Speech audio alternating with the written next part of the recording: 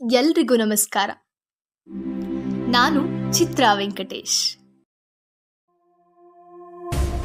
ಸ್ವತಂತ್ರ ಭಾರತದ ಬಾವುಟವನ್ನ ಹಿಡಿದು ಮನೆಗೆ ಹಿಂದಿರುಗಿ ಬರ್ತೀನಿ ಅಂತ ಮನೆಯಿಂದ ಕಾಲ್ಕಿತ್ತಿದ್ದ. ಮುಂದೆ ತನ್ನ ಕ್ರಾಂತಿಕಾರಿ ವ್ಯಕ್ತಿತ್ವದಿಂದ ಹಲವಾರು ಯುವಕರಿಗೆ ಪ್ರೇರಣಾ ಶಕ್ತಿಯಾಗಿ ನಿಂತ. ಇಂದಿನ ಕಥೆಯ ನಾಯಕ ವಾಸುದೇವ ಬಲವಂತ ಫಡ್ಕೆ. 1845 ನವೆಂಬರ್ 4ರಂದು ಮಹಾರಾಷ್ಟ್ರದ ರತ್ನಗಿರಿಯ ಶಿರ್ಧಾನ್ನಲ್ಲಿ ಜನನವಾಯಿತು. ಮರಾಠ ಬ್ರಾಹ್ಮಣ ಚಿತ್ಪಾವನ ಮನೆತನಕ್ಕೆ ಸೇರಿದ ಬೆಂಕಿಯ ಕಿಡಿ ಈ ವಾಸುದೇವ ಬಲವಂತ ಫಡ್ಕೆ.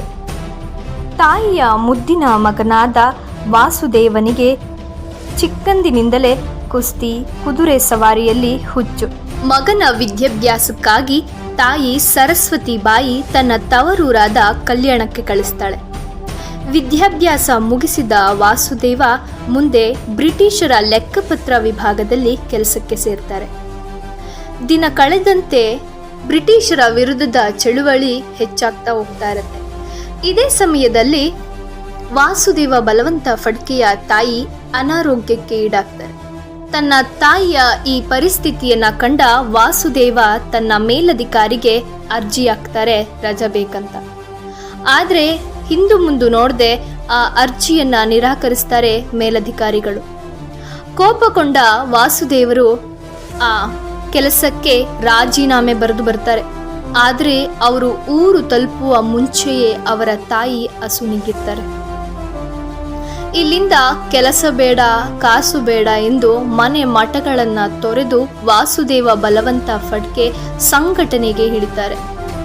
ಮೈ ಮೇಲೆ ಜುಬ್ಬ, ಕೈಯಲ್ಲಿ ತಮಟೆಗಳನ್ನ ಹಿಡಿದು ಸಂಘಟಿಸುವ ಪ್ರಯತ್ನ ಮಾಡ್ತಾರೆ. ಇವರ ಬೆಂಬಲಕ್ಕೆ ನಿಲ್ಲೋದು ಅಲ್ಲಿನ ಬುಡಕಟ್ಟು ಜನಾಂಗ. ಬುಡಕಟ್ಟು ಜನಾಂಗದವರು ಗೊರಿಲ್ಲಾ ಯುದ್ಧತಂತ್ರ ಶಸ್ತ್ರಗಳನ್ನು ಬಳಸೋದ್ರಲ್ಲಿ ನಿಪುಣರಾಗಿರ್ತಾರೆ. ಹೀಗೆ 300 ಜನರ ಸೇನೆಯನ್ನ ಸಿದ್ಧಪಡಿಸ್ತಾರೆ ವಾಸುದೇವ ಬಲವಂತ ಫಡ್ಕೆ. ಅದಾಗಲೇ ಕ್ರಾಂತಿಕಾರಿಗಳಲ್ಲಿ ಹೆಸರು ಮಾಡಿದ್ದ ರಾಮೋಶಿಯ ಬಗ್ಗೆ ತಿಳಿಯುತ್ತೆ ವಾಸುದೇವರಿಗೆ. ಪುಣೆಯ ಗುಡ್ಡಗಾಡುಗಳಲ್ಲಿ ಬಿಡಾರ ಹೂಡಿದ್ರು ರಾಮೋಶಿಯವರು. ಅವರ ತಂಡವನ್ನ ಸೇರ್ತಾರೆ ವಾಸುದೇವರು. ರಾಮೋಶಿ ಗೊರಿಲ್ಲಾ ಯುದ್ಧದ ನಿಪುಣರು. ಇವರೊಟ್ಟಿಗೆ ಸೇರಿ ಮತ್ತಷ್ಟು ಬಲ ಪಡಿತಾರೆ. ಹಲವಾರು ವಿಚಾರಗಳಲ್ಲಿ ತರಬೇತಿ ಪಡ್ಕೊಳ್ತಾರೆ ಫಡ್ಕೆಯವರು. 1879 ಶಿವರಾತ್ರಿಯ ಕತ್ತಲಲ್ಲಿ ಪೂನಾದ ಹಳ್ಳಿಗೆ ಬ್ರಿಟಿಷರ ಸೇನೆ ತುಕಡಿಯಾಗಿ ಸಂಚರಿಸಿದೆ ಅಂತ ಮಾಹಿತಿ ಬರುತ್ತೆ.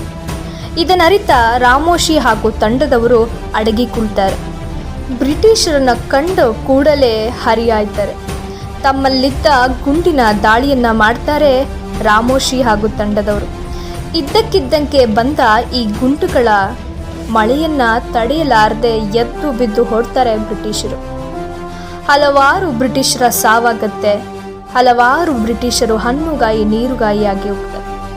ಮಿಕ್ಕುಳಿದ ಅಲ್ಪ ಸ್ವಲ್ಪ ಬ್ರಿಟಿಷ್ ಸೇನೆಯು ಮುಂಬೈ ಪ್ರೆಸಿಡೆನ್ಸಿಗೆ ಈ ವಿಚಾರವನ್ನ ತಿಳಿಸುತ್ತೆ. ಹಲವಾರು ಬ್ರಿಟಿಷರ ಎದೆಯ ಬಡಿತವನ್ನ ನಿಲ್ಲಿಸಿರುತ್ತೆ ಈ ಕ್ರಾಂತಿಕಾರಿಗಳ ಗುಂಡುಗಳು. ಇದರಿಂದ ಬ್ರಿಟಿಷರ ಕೆಂಗಣ್ಣಿಗೆ ಗುರಿಯಾಗ್ತಾರೆ ವಾಸುದೇವ ಬಲವಂತ ಫಡ್ಕೆ. ಸಂಘಟನೆಯಲ್ಲಿ ಸದಾ ತೊಡಗಿದ್ದ ವಾಸುದೇವರಿಗೆ ಗೊತ್ತಾಗುತ್ತೆ ಹಣದ ಅಭಾವವಿದೆ ಅಂತ.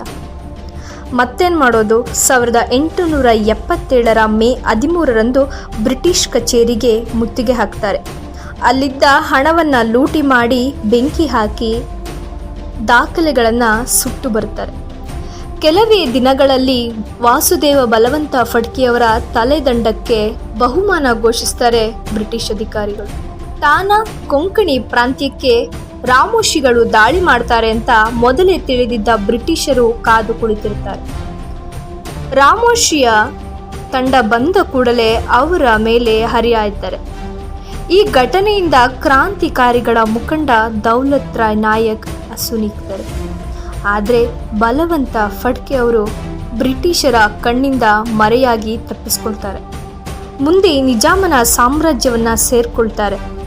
ಭಾಗ್ಯನಗರದ ದೇವಸ್ಥಾನದಲ್ಲಿ ತಮ್ಮ ಬಿಡಾರವನ್ನು ಹೂಡ್ತಾರೆ. ಆದರೆ ಈ ವಿಚಾರ ಅದೇಗೋ ಡ್ಯಾನಿಯಲ್ ಎಂಬ ಬ್ರಿಟಿಷ್ ಅಧಿಕಾರಿಗೆ ತಿಳಿದು ಹೋಗಿರುತ್ತೆ. 1879 ಜುಲೈ 16ರಂದು ಭಾಗ್ಯನಗರಕ್ಕೆ ಗುಪ್ತವಾಗಿ ಪ್ರವೇಶಿಸುತ್ತೆ ಬ್ರಿಟಿಷರ ಸೇನೆ.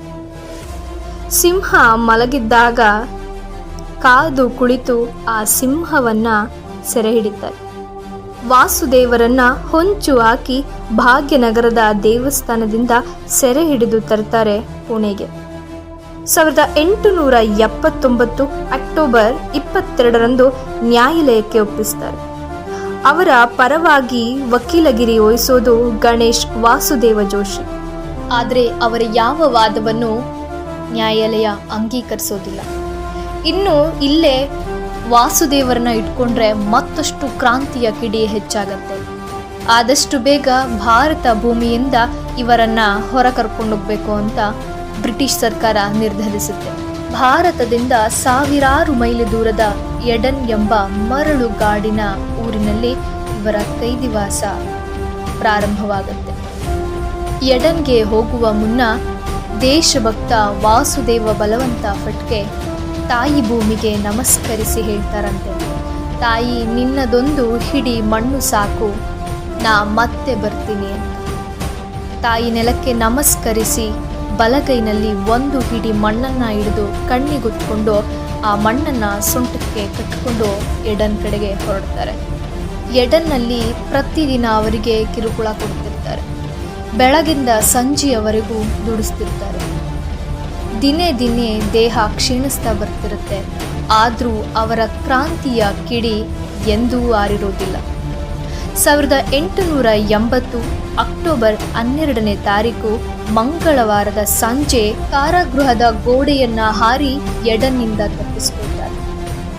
ಕಾಲ್ನಡಿಗೆಯಲ್ಲೇ ನಡೀತಾ ಬರ್ತಾರೆ. ದೇಹ ಕೃಶವಾಗಿರುತ್ತೆ. ಸದಾ ಕ್ರಾಂತಿಕಾರಿ ಚಟುವಟಿಕೆಗಳಿಂದ, ಹೋರಾಟದಿಂದ, ಜೈಲುವಾಸದಿಂದ ದೇಹ ತತ್ತರಿಸಿ ಹೋಗಿರುತ್ತೆ. ಬಾಯಾರಿಕೆ, ಹಸಿವಿನಿಂದ ಆ ಬಿಸಿಲ ಮರು ಭೂಮಿಯಲ್ಲಿ ಬಿಸಿ ಗಾಳಿಯನ್ನ ಸೇವಿಸ್ತಾ ನಡೀತಾ ಬರ್ತಾರೆ. ಮುಂದೆ ಸುಮಾರು 12 ಮೈಲಿ ದೂರ ನಡ್ಕೊಂಡ್ಬಂದು ಬೀರ್ ಒಬೇದ್ ಹಳ್ಳಿಯಲ್ಲಿ ನಿಲ್ತಾರೆ. ಆದರೆ ಅಲ್ಲಿದ್ದ ಅರಬ್ ಸವಾರನೊಬ್ಬ ಬಹುಮಾನದ ಆಸೆಗಾಗಿ ಈ ವಿಷಯವನ್ನ ಬ್ರಿಟಿಷ್ ಅಧಿಕಾರಿಗಳಿಗೆ ತಿಳಿಸ್ತಾನೆ. ಈ ವಿಷಯಕ್ಕಾಗಿ ಕಾದಿದ್ದ ಬ್ರಿಟಿಷ್ ಅಧಿಕಾರಿಗಳು ತಡ ಮಾಡದೆ ಬಂದು ಮತ್ತೊಮ್ಮೆ ನಮ್ಮ ವೀರ ಕ್ರಾಂತಿಯ ಕಿಡಿಯನ್ನ ಬಂಧಿಸ್ತಾರೆ. ಈ ಬಾರಿ ಸೆರೆವಾಸ ಅಷ್ಟು ಸುಲಭವಾಗಿರಲಿಲ್ಲ ಬಲವಂತ ಫಡ್ಕೆಯವರಿಗೆ. ಭಾರತ ಮಾತೆಯಿಂದ ಕ್ರಾಂತಿಕಾರಿ ಚಟುವಟಿಕೆಗಳಿಂದ ತುಂಬ ದೂರ ಉಳಿಯೋದು ಅಸಾಮಾನ್ಯವಾಗಿತ್ತು. ತಾಯಿ ಭಾರತೀಯ ಮಡಿಲನ್ನ ಸೇರುವ ತವಕ ಹೆಚ್ಚಾಗಿತ್ತು ವಾಸುದೇವ ಬಲವಂತ ಫಡ್ಕೆಯವರಿಗೆ. ಜೈಲಿನಲ್ಲಿ ಅನ್ನ ನೀರು ತ್ಯಜಿಸ್ತಾರೆ, ಉಪವಾಸ ಕೂರ್ತಾರೆ. ದೇಹ ದಿನಕ್ಕೆ ಮತ್ತಷ್ಟು ಕೃಶವಾಗ್ತಾ ಹೋಗುತ್ತೆ. 1883 ಫೆಬ್ರವರಿ 17ರ ಸಂಜೆ 4:20ಕ್ಕೆ ಭಾರತ ಮಾತೆಯ ವೀರ ಪುತ್ರನ ಬಲಿದಾನವಾಗುತ್ತೆ. ತನ್ನ ಕೊನೆಯ ಉಸಿರನ್ನ ಭಾರತ ಮಾತೆಯ ಪಾದ ಕಮಲಕ್ಕೆ ಹಾಕ್ತಾರೆ ವಾಸುದೇವ ಬಲವಂತ ಫಡ್ಕೆ. ಅವರ ಸಾವು ದೇಹಕ್ಕಾಯ್ತೆ ವಿನಃ ಅವರ ಕ್ರಾಂತಿಕಾರಿ ವ್ಯಕ್ತಿತ್ವಕ್ಕಲ್ಲ. ಮುಂದೆ ಸಾವಿರಾರು ಯುವಕರು ಅವರನ್ನ ಪ್ರೇರಣೆಯಾಗಿ ತಗೊಳ್ತಾರೆ. ಭಾರತದಿಂದ 5500 ಕಿಲೋಮೀಟರ್ ದೂರದ ಯಮನ್ ಜೈಲಿನಲ್ಲಿ ನರಕ ನೋಡಿ ಸ್ವತಂತ್ರ ಭಾರತದ ಬಾವುಟ ಹಿಡಿದು ಮನೆಗೆ ಹಿಂದಿರುಗಿ ಬರ್ತೀನಿ ಅಂತ ಹೆಂಡತಿ ಗೋಪಿಕಾ ಬಾಯಿಗೆ ಹೇಳಿ ಹೊರಟ ಈ ಧೀರ ಭಾರತದಿಂದ 5500 ಕಿಲೋಮೀಟರ್ ದೂರದ ಯಮನ್ ಜೈಲಿನಲ್ಲಿ ತನ್ನ ಕೊನೆ ಉಸಿರೆಳೆಯುತ್ತಾರೆ. ಈ ಧೀರನಿಗೆ ಇಂದಿನ ಸಂಚಿಕೆಯ ಸಮರ್ಪಣೆ. ಧನ್ಯವಾದಗಳು.